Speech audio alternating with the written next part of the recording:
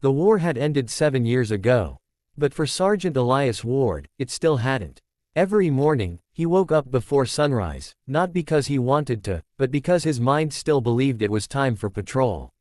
He would sit by the window of his small house on the edge of the town, coffee in hand, eyes fixed on the empty road.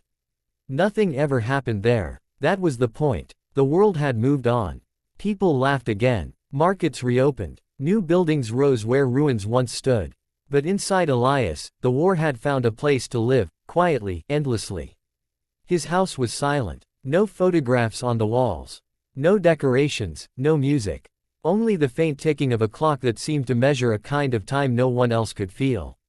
Sometimes, children from the neighborhood would knock on his door and run away, daring each other to touch the soldier's house. He never got angry. He would just open the door, look at the empty street, and close it again. He didn't mind being forgotten. He just didn't know how to remember. Elias had been 28 when he returned from the front. He had seen cities collapse into dust, friends vanish mid-sentence, and sky turn the color of smoke. He never spoke about it. Not even when people asked, "What was it like out there?" They'd say. He'd simply reply, "It was loud." That was all. Because how do you explain a war to people who have only seen peace?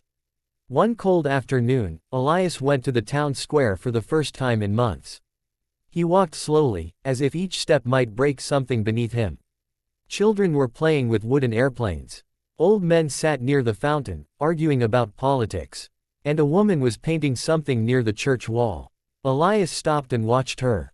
She was painting a mural, a giant image of soldiers standing beneath a sky filled with doves.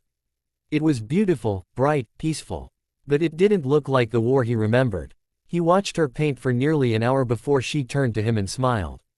"Do you like it?" she asked. He hesitated. "It's quiet," he said. "That's the point," she replied. "Quiet is what they fought for." Her words lingered in his mind long after he walked away. That night, Elias dreamed of the battlefield again. The mud, the smoke, the sound of rain falling on broken helmets. But this time, in his dream, it wasn't dark. The same woman from the square was there, painting on the sky with her hands, turning the gray clouds into light. He woke up sweating, heart pounding. And for the first time in years, he wanted to go outside.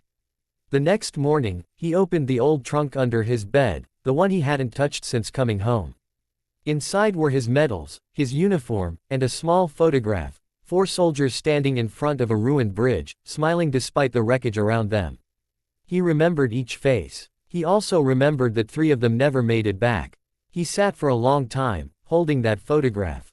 Then he did something he hadn't done in years. He took it outside. He walked to the town square again, to the same mural. The woman was there, painting the final touches, a dove flying toward the sky. He handed her the photograph. "Maybe you can add them," he said quietly. She looked at it carefully, her expression softening. "I can try," she said. Elias nodded. Then he sat on the nearby bench and watched her paint. Days passed. He came every morning. Sometimes they talked, sometimes they didn't. But something small began to change in him.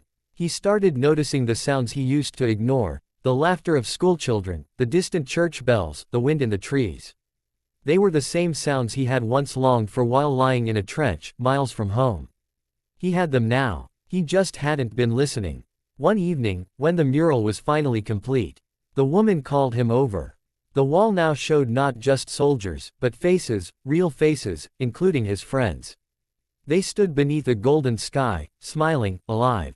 Elias stood there silently, eyes wet, breath trembling. He reached out and touched the wall lightly. The paint was still fresh. "Do you think they'd like it?" she asked softly. He smiled faintly. "I think they'd finally feel home." After that day, Elias kept visiting the square. He started bringing flowers, not many, just one for each of them. Sometimes, people stopped and talked to him. Sometimes, he even smiled back. The clock still ticked. The road outside his house was still empty most mornings. But something inside him had changed. The war had not left him. But he had, at last, learned how to walk away from it, one quiet step at a time. Years later, when Elias grew old, people often saw him sitting near the mural at sunset, feeding the pigeons. Children no longer called him the soldier. They called him the storyteller. And every time someone asked about the war, he no longer said, "It was loud."